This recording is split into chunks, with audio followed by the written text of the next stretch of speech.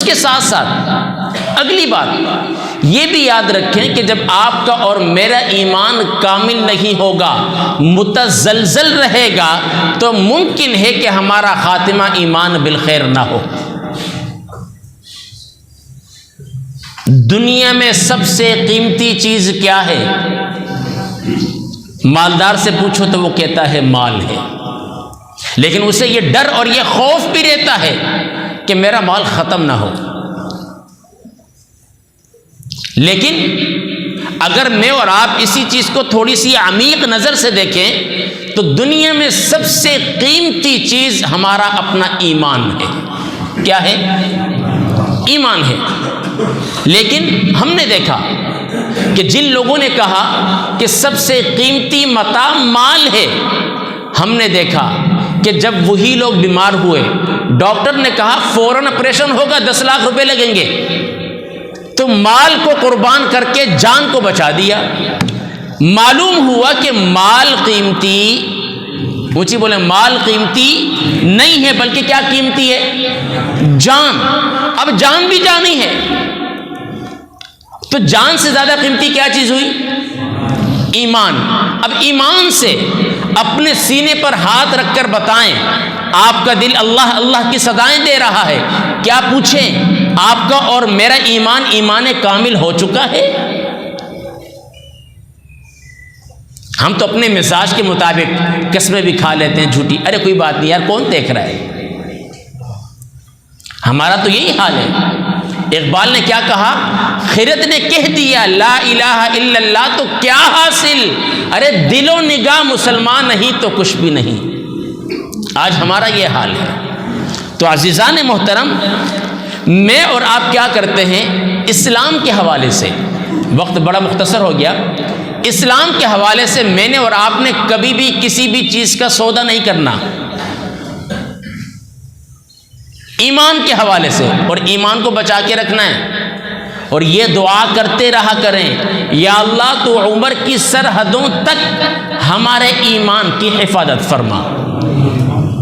کتنے ایسے لوگ ہیں جو 5 وقت کے نمازی تھے، پابند صلاۃ و صوم تھے، مرتے وقت انہوں نے کہا، آپ کتابیں اٹھا کر واقعات کی پڑھ لیں، عرب کے اندر کتنے واقعات ہوئے، انہوں نے کہا کہ ہمارے اسلام سے کوئی واسطہ ہی نہیں ہے۔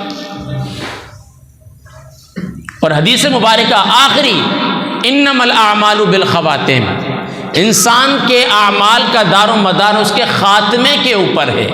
اگر ایک شخص پوری زندگی ہر سال حج کرتا رہا، سال میں 2 مرتبہ عمرے کے لیے بھی جاتا رہا، ساری نمازیں پڑھتا رہا، لیکن آخر تک اس کا ایمان متزلزل تھا، ڈاماڈول تھا، تو پھر فرمایا وہ آخرت میں اس کو اس ایمان کا کچھ بھی حصہ نہیں ملے گا۔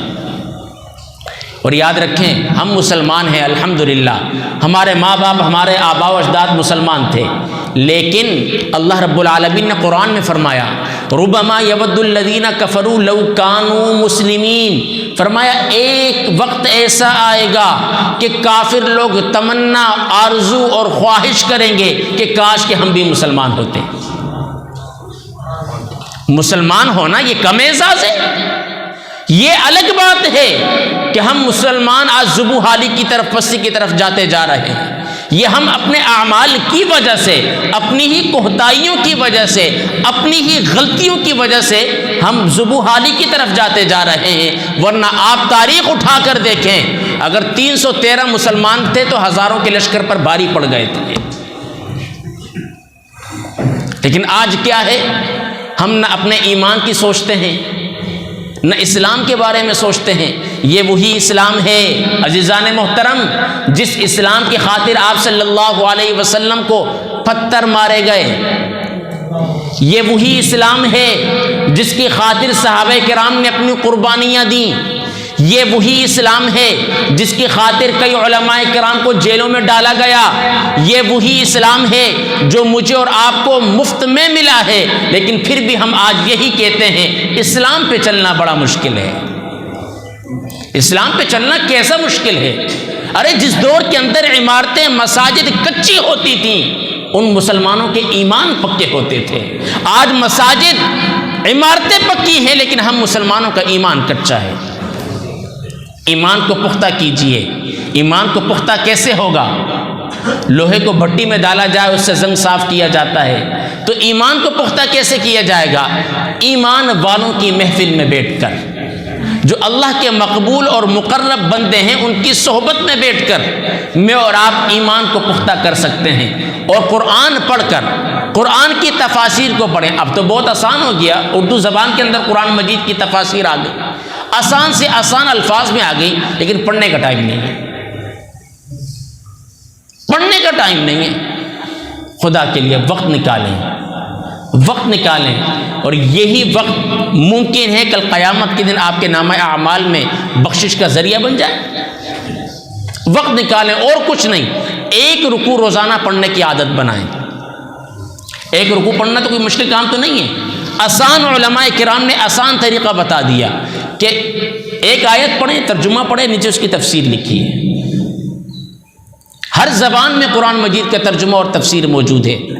کسی چیز میں کوئی مسئلہ ہو جائے، اب امام مسجد صاحب سے پوچھ سکتے ہیں، آپ کے محلے کی مسجد ہے وہاں پوچھ سکتے ہیں، کسی مفتی صاحب سے پوچھ سکتے ہیں، یہ آپ کی ذمہ داری ہے۔ اور یاد رکھیں اسلام کی بنیاد 5 چیزوں پر ہے، وہ بارہا میں آپ کو بیان کر چکا ہوں، لیکن اللہ رب العالمین کے پیارے نبی نے آخر میں ارشاد فرمایا جس انسان کے اندر 3 خصلتیں ہوں گی، فرمایا وہ ایمان کی حلاوت کو پالے گا۔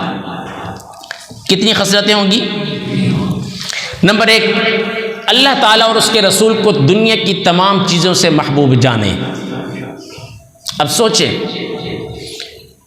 اب میں کہیں دور نہیں لے جانا چاہتا، آپ کو 1400 سال کی تاریخ پیچھے نہیں لے جانا چاہتا، ابھی حال ہی میں فرانس نے کیا کیا تھا؟ آپ صلی اللہ علیہ وسلم کے خاکے بنانے کا اعلان کیا، اور انہوں نے خاکے بنا کر بلند و بالا عمارتوں پر لگائے۔ کیا بحیثیت مسلمان؟ میرے اور آپ کے دل میں اللہ رب العالمین کے محبوب کے اس فرمان کے مطابق میں نے اور آپ نے اپنے دل میں اپنی اولاد، ماں باپ، مال اور دولت سے بڑھ کر وہ محبت رکھی جو حضور سے رکھنی چاہیے تھی؟ بتائیے، نہیں رکھی۔ تو ایمان کی حلاوت مجھے اور آپ کو کیسے محسوس ہوگی؟ پھر فرمایا اس ایمان اور اسلام کی روشنی سے خود بھی بہرہ ور ہو اور دوسروں کو بھی اس سے آشنا کریں۔ آج ایمان سے بتائیے، آپ نے کبھی کسی کو ایمان کی، اسلام کی دعوت دی ہے؟ ہم نے تو یہی سنا ہے کہ اسلام امن کا درس دیتا ہے۔ ارے میرے بھائی، جہاں امن کی بات ہوتی ہے اسلام وہاں امن کا درس دیتا ہے، اور جہاں تلوار کی بات ہوتی ہے اسلام وہاں پر تلوار اٹھانے کا درس دیتا ہے۔ آپ مجھے بتائیں، جو لوگ یہ کہتے ہیں اسلام تلوار کے زور پر پھیلا ہے، جب آپ صلی اللہ علیہ وسلم نے 39 مسلمان کیے تھے، حضرت عمر جب اسلام نہیں لائے تھے انہوں نے کہا یہ 39 مسلمان ہو گئے، بس اب 40واں نہیں ہونے دوں گا۔ پھر کیا ہوا؟ تاریخ نے دیکھا اس وقت تلوار کن کے ہاتھ میں تھی؟ کافروں کے ہاتھ میں تھی یا مسلمانوں کے ہاتھ میں؟ کافروں کے ہاتھ میں تھی۔ اور اسلام کی تاریخ اٹھا کر دیکھیں، یہی حضرت عمر تھے جنہوں نے فرمایا تھا 40واں نہیں ہونے دوں گا، خود ہی 40 میں مسلمان ہو گئے۔ یہ اسلام اپنی پاور رکھتا ہے، اسلام اپنی طاقت رکھتا ہے، اسلام ایک سپر پاور ہے، لیکن میں نے اور آپ نے اس کی پاور کو کبھی دیکھا نہیں۔ اگر دیکھا ہوتا تو آج ہماری مسجدیں بھری ہوتی، اگر دیکھا ہوتا تو پکنک پوائنٹ خالی ہوتے، اگر دیکھا ہوتا تو سنیما ہال کبھی بھی نہ بھرتے، اگر دیکھا ہوتا تو ہمارے گھروں کے اندر ٹی وی اور VCR نہ ہوتے، اگر دیکھا ہوتا تو ہماری خواتین باپردہ ہوتی، اگر دیکھا ہوتا ہر مسلمان کے چہرے پر نبی کی سنت ہوتی۔ لیکن آج افسوس کے ساتھ یہی کہہ سکتے ہیں کہ ہم مسلمانوں کا ایمان بڑا متزلزل ہے۔ اللہ کے لیے اپنے ضمیروں میں جھانکیں، اپنے ضمیر سے سوال کریں کہ کیا جس انداز کا اسلام، جس انداز کا حکم اللہ رب العالمین دے رہا ہے کہ اسلام میں پورے کے پورے داخل ہو جاؤ، کیا میں اور آپ اسلام میں پورے کے پورے داخل ہو گئے؟ ارے میرے بھائی، ہم کوشش کر سکتے ہیں، ہر بندہ ببانگ دوہل یہ نہیں کہہ سکتا کہ میں پورا کا پورا اسلام میں داخل ہو گیا۔